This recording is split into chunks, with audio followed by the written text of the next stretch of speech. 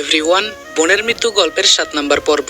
তো চলো বেশি কথা না বলে গল্প শুরু করা যাক। আম্মু বলল কয়েকদিন আগে ওই মেয়ের সাথে আমার দেখা হয়েছিল। আমি বললাম ওই মেয়েকে? কার কথা বলছো? আম্মু বলল আরে স্বরাষ্ট্রমন্ত্রীর সাথে। আমি বললাম আচ্ছা বলো তারপর কি হয়েছিল। আম্মু বলল কয়েকদিন আগে আমাদের এখানে একটা ব্যাংক ডাকাতি হয়েছিল, মনে আছে? আমি বললাম মনে আছে, কিন্তু কেউ আজ পর্যন্ত এই চোরকে ধরতে পারে নাই। আম্মু বলল ওই চোরকে জানিস? এই রিয়া। আমি বললাম এই রিয়াটা আবার কে?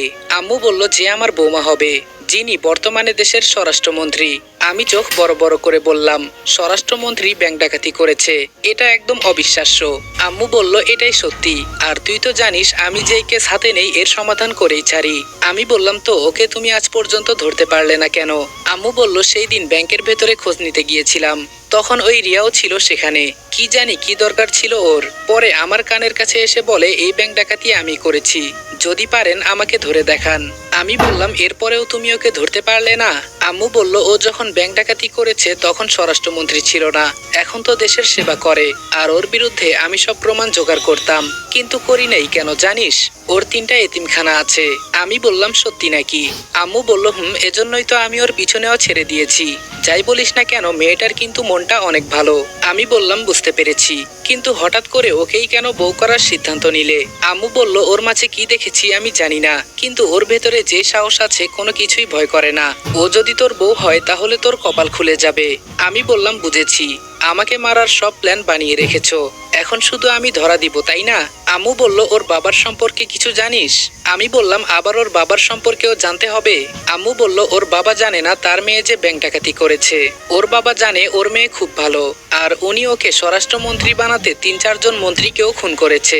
আমি বললাম আর কিছু বলো না, আমি আর নিতে পারছি না। এরকম একটা খুনি পরিবারের কাছে আমাকে পাঠাচ্ছ? চিন্তা করেছো আমি কি বাঁচবো না মরবো? আম্মু বলল মরবি না, আর মনে সবসময় সাহস রাখবি, তাহলেই কাজ হয়ে যাবে। আমি বললাম আম্মু এটা আমি পারবো না, প্লিজ বাদ দাও। আম্মু আমার দিকে তাকিয়ে বলল আমি জানতাম তুই না করবি। আচ্ছা তোর মনে কি একটুও সাহস নাই? আমি কি ভীতু ছেলে জন্ম দিয়েছি?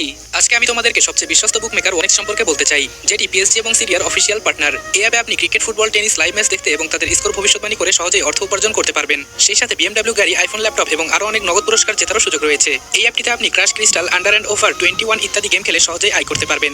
সাইন আপ করার সময় আমার প্রচার কোড রিদওয়ান8 ব্যবহার করে আপনার প্রথম জমাতে 24,000 টাকা পর্যন্ত পান। আপনি বিকাশ, নগদ, ব্যাংক, ক্রিপ্টো, পেপ্যাল এবং অন্যান্য সহজ পদ্ধতির মাধ্যমে সহজেই আপনার জেতা টাকা তুলতে পারবেন। এখানে আপনি 24 ঘন্টার 7 দিন গ্রাহক সহায়তা পাবেন। তাই এখন ওই গুগলে ওয়ানেক্স সার্চ করে অফিসিয়াল ওয়েবসাইটটিতে গিয়ে রেজিস্ট্রেশন করুন, আর রেজিস্ট্রেশনের সময় অবশ্যই আমার প্রচার কোড রিদওয়ান8 ব্যবহার করে প্রথমবার ডিপোজিটে 24,000 টাকা পর্যন্ত পান। এমন যদি করিস কখনো আমার নাতির মুখ দেখা হবে না, একটু চেষ্টাও তো করতে পারিস। আমি বললাম এত করে যেহেতু বলছো তাহলে আমি রাজি। আম্মু বলল চ্যালেঞ্জ নিতে শিখবি, ঝুঁকি নিতে শিখবি, না হলে জীবনে বড় কিছু হতে পারবি না। আমি বললাম বুঝে গেছি আম্মু, তোমাকে আর বলতে হবে না। আম্মু বলল তুই ওর সাথে কথা বলার চেষ্টা করবি। আমি বললাম তার কাছেই তো মনে হয় যেতে পারবো না। আম্মু বলল আগে ওর কাছে তোর বিশ্বাসযোগ্য হতে হবে, তাহলেই পারবি, আর আমার বিশ্বাস তুই সব পারবি। আর এই নে তোর আইডি কার্ড। আমি বললাম এটা কি স্পেশাল করে তৈরি করা হয়েছে নাকি? আম্মু বলল তোদের দেখেও কেউ চিনবে না, আর যিনি সিনিয়র অফিসার আছে ওনার কথা সবসময় মেনে চলবি, এটা আমার আদেশ। আর একটা কথা। আমি বললাম বলো। আম্মু বলল ওখানে গেলে ওর বাবা আগে তোদের পরীক্ষা নিবে। আমি বললাম এটা কেন আবার? আম্মু বলল আগে উনি দেখবেন তোরা ওনার মেয়ের জন্য যোগ্য কিনা। আমি বললাম কেমন পরীক্ষা হতে পারে আম্মু? আম্মু বলল মৃত্যুর মুখে রেখে উনি তোদের পরীক্ষা করবেন, শুধু একটু সাহস রাখবি। আমি বললাম আর কিছু বলতে হবে না, আমি সব বুঝে গেছি, আমি মরার জন্য তৈরি। সকালে রেডি হয়ে আম্মুর দেওয়া ঠিকানায় চলে গেলাম। দেখি 3 জন মেয়ে আর 1 জন ছেলে, আমার থেকে হয়তো কয়েক বছর বড় হবে। আমার মনে হয় তিনি সিনিয়র অফিসার। গিয়ে সেলুট করলাম। অফিসার কাগজে কি জানি দেখে বলল তোমার নাম রনি?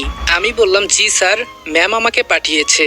অফিসার বলল গুড, মন দিয়ে তোমরা সবাই কাজ করবে। 2 জন ওর পাশে বডিগার্ড হয়ে থাকবে, আর 2 জন ওকে আড়াল থেকে ফলো করবে। ওর সাথে সবসময় বডিগার্ড হয়ে থাকবে তোমরা 2 জন। আমি আর আরেকজনের দিকে ইশারা করে বলল তুমি। আমি বললাম জি স্যার, এখন কি তাহলে আমরা যাব? অফিসার বলল তোমাদের যে আলাদা পোশাক দেওয়া হয়েছে না, এর ভেতরে একটা করে ক্যামেরা ফিট করা আছে, তাই তোমরা যাই করো না কেন আমি সব দেখতে পারবো। আমি বললাম বুঝে গেছি আমরা। অফিসার বলল আর তোমাদের সব পরীক্ষা করে যাচাই বাছাই করে আনা হয়েছে, তাই আর নতুন করে আমাকে কিছু বলতে হবে না আশা করি। এখন তোমরা 2 জন যাও, আর তোমরা 2 জন থাকো, তোমাদের সাথে আমার কিছু কথা আছে। আরেকটা কথা। আমি বললাম বলুন। অফিসার বলল আমার অনুমতি ছাড়া কেউ এক পাও নড়বে না, যদিও তোমার সামনে বন্দুক থাকে। দেখতে পারতেছো তোমার দিকে গুলি আসছে। আমি যতক্ষণ পর্যন্ত বলবো না জায়গায় দাঁড়িয়ে থাকবে, মনে থাকবে তো? আমি বললাম জি স্যার। আসি তাহলে। যেতে যেতে মেয়েটাকে বললাম আচ্ছা তোমার নামটা কি জানতে পারি? মেয়েটা ইয়া বড় চশমা পরিষ্কার করতে করতে বলল আমার নাম তাসলিমা। আমি বললাম কোন থানা থেকে এসেছেন আপনি? মেয়েটা বলল আপনার এত জেনে লাভ আছে, আমাদের যা কাজ দিয়েছে সেই দিকে নজর দেন। আমি বললাম এটা আর কঠিন কাজ কি, আমি তো রোজই এসব কাজ করে থাকি, একটু চাপা মারলাম আর কি। মেয়েটা বলল দেখা যাবে, ওখানে গিয়ে শুধু ভয় পাবেন না। আমি বললাম দেখবেন আমাকেই ওরা ভয় পাবে। হঠাৎ করে আওয়াজ এলো এই কোনো কথা হবে না, চুপচাপ যাও। আমি বললাম কি ব্যাপার, আওয়াজ এলো কোথায় থেকে? মেয়েটা আমার কানে আঙ্গুল দিয়ে বলল এখান থেকে। এখন তো বুঝতে পারছেন? এখন তো বুঝতে পেরেছেন? মনে মনে বললাম বেটা দেখি আমাদের সব খবর রাখতেছে।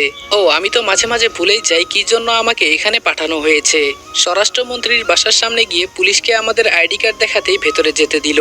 মেয়েটা বলল সাবধান, একদম ভয় পাবেন না, ভেতরে যে কোনো কিছু হতে পারে। আমি বললাম ভয় আর আমি কোনো ভয় পাই না। মেয়েটা রাগী দৃষ্টিতে আমার দিকে তাকিয়ে দেখলো। দরজার কাছে পা রাখতেই একটা জ্যান্ত ছেলের মাথা আমার পায়ের নিচে পড়লো। আমার দুইটা পা রক্তে মাখামাখি হয়ে গেছে। আমার পাশে থাকা তাসলিমার হাত আমি শক্ত করে ধরলাম। সামনে তাকিয়ে দেখি দুইটা ছেলে মিলে মাথা আলাদা দেহটাকে একটা গামলার উপরে পা দিয়ে চেপে ধরে আছে। শুধু দেহটা এদিক সেদিক নড়তে লাগলো। এগুলো দেখে তো ভয়ে আমি কাঁপতে লাগলাম। আমি কোথায় এলাম? নিজের মৃত্যু তো এখন মনে হয় নিজের চোখের সামনে দেখছি। মেয়েটা বলল এই আমার হাত ছাড়ুন। আমি বললাম আমি তো আপনার হাত ধরি নাই। মেয়েটা বলল এটা কি? তাকিয়ে দেখি সত্যি আমি ওর হাত ধরে আছি। আমি বললাম সরি, আমি ভেবেছিলাম আপনি হয়তো ভয় পাবেন, পরে যদি অজ্ঞান হয়ে যান আমারই তো ক্ষতি হবে, এজন্য আমি আগে থেকে আপনাকে ধরে রেখেছি। যতই ভয় পাই না কেন এগুলো প্রকাশ করা যাবে না, না হলে ও আমাকে ভীতু ভাববে। মেয়েটা বলল আপনাকে দেখে তো এমনটা মনে হয় না, যাক সামনে তাকিয়ে দেখেন কি হয় না হয়। আমি বললাম এটাই বরং ভালো। এই তো একটা ছেলে আমার পেছনে দাঁড়িয়ে আছে। চট করে ছেলেটাকে জিজ্ঞেস করলাম ভাই ওকে এভাবে মারছে কেন? ছেলেটা রাগী চোখে আমার দিকে তাকিয়ে বলল তোকেও এভাবে মারবে যদি বেশি কথা বলিস। আমি একটা মোচড় দিয়ে বললাম তাসলিমা এমনটা কি সত্যি সত্যি হবে? অফিসার বলল এই ছেলে এত ভয় পাচ্ছ কেন? আমি কি এখন তোমাকে যে এখানে পাঠিয়েছে ওনার কাছে অভিযোগ করব তোমার নামে? আমি আস্তে করে বললাম সরি স্যার, আমি তো ওর সাথে মজা করছি, সামনে বড় বিপদ এজন্য আগে একটু হেসে নেই।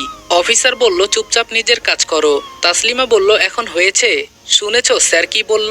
আমি আগে থেকেই বলেছি এত কথা বলবা না। আমি মনে মনে বললাম আগে এখান থেকে বেঁচে ফিরি, তারপর স্যার আর তোর যদি 12টা না বাজায় আমার নাম রনি না, দেখে নিস। সবাই রক্ত জমানো গামলাটা নিয়ে পেছনের দিকে যেতে লাগলো। মেয়েটা বলল এই চলো আমরাও দেখি কি করে। আমি বললাম কাজ করতে এসেছি নাকি আমরা এখানে দর্শক, কিছুই তো বুঝতে পারছি না। তাসলিমা বলল আজাইরা কথা বলা বন্ধ করো। পেছনে গিয়ে দেখি অনেক বড় একটা মাঠ, তবে এক কোনায় ভিড় জমে আছে। আমরা গিয়ে দেখি একটা মেয়ে বসে আছে, তবে আমাদের থেকে কিছুটা উঁচুতে। মেয়েটার চেহারা দেখা যাচ্ছে না, কাপড় দিয়ে চেহারা ঢাকা। রক্তের গামলাটা নিয়েই ওর উপর ঢেলে দিল। রক্ত দিয়ে মেয়েটার শরীর ভিজে একদম লাল হয়ে গেছে। এর একটু পরেই একটা ছেলে বড় একটা পাতিলে কি যেন এনে মেয়েটার উপর ঢেলে দিল।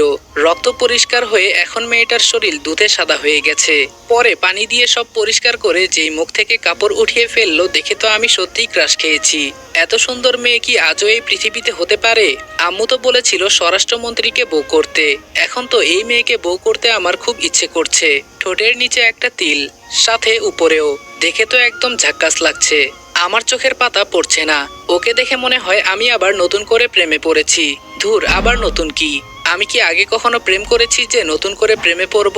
এটা তো আমার প্রথম প্রেম হতে যাচ্ছে।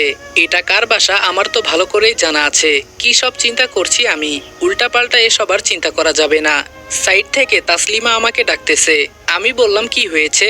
তাসলিমা বলল এভাবে ওর দিকে তাকিয়ে আছো কেন? আমি বললাম আমার প্রেমের ঘন্টা বেজে গেছে। তাসলিমা বলল একটু আগে যে ছেলেটার মাথা কাটলো না? আমি বললাম তো কি হয়েছে?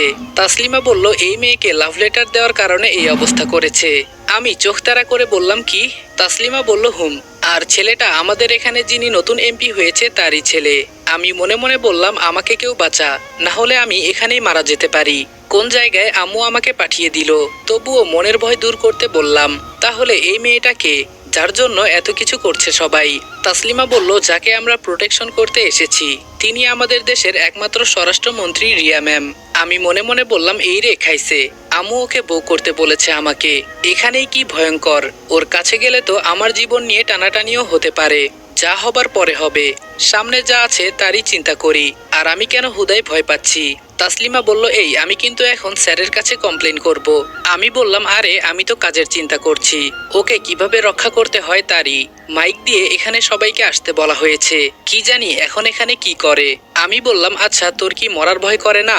তাসলিমা বলল, তোরে যে আমি নিজের হাতে কখন মেরে ফেলি বলতে পারি না, এত কথা বলিস কেন? চুপচাপ দাঁড়িয়ে থাকতে পারিস না? আমি বললাম, আমরা যেই কাজে এসেছি সেটা কখন হবে? তাসলিমা বলল, ওর বাবার সাথে কথা হবে আমাদের, আগে এগুলো শেষ হতে দে। আমি বললাম, আমার না একটু ক্ষুধা পেয়েছে, সাথে কিছু এনেছিস খাবার মতো? ও আমার দিকে রক্তলাল চোখে তাকিয়ে ব্যাগ থেকে একটা চকলেট বের করে দিয়ে বলল, নে এইটা খা, খেয়ে মরে যা, না হলে আমাকে মেরে ফেল তুই। আমি একটা হাসি দিয়ে বললাম, ধন্যবাদ। আচ্ছা চকলেট তো খায় ছোটরা, তুই কি? তাসলিমা বলল, স্যার ওকে বলেন মুখ বন্ধ রাখতে, না হলে ওকে আমি। অফিসার বলল, ওর কথা শুনে একটু বিনোদন লাগছে, থাক ওর মতো ও কথা বলুক, যদি নিজের কাজ ঠিক মতো না করে তাহলে ওরাই ওকে এনকাউন্টার করে দিবে। আমি বললাম, স্যার আমাকে এত ভীতু ভাববেন না, আমার কিন্তু সেনাবাহিনীর ট্রেনিং দেওয়া আছে। অফিসার বলল, এই পোলা তুই চলে আয়, তোকে লাগবে না। আমি বললাম, সরি স্যার, আর হবে না। মনে মনে ভাবলাম, না ফাজলামও একটু বেশি হয়ে যাচ্ছে, এখন একটু চুপ থাকি।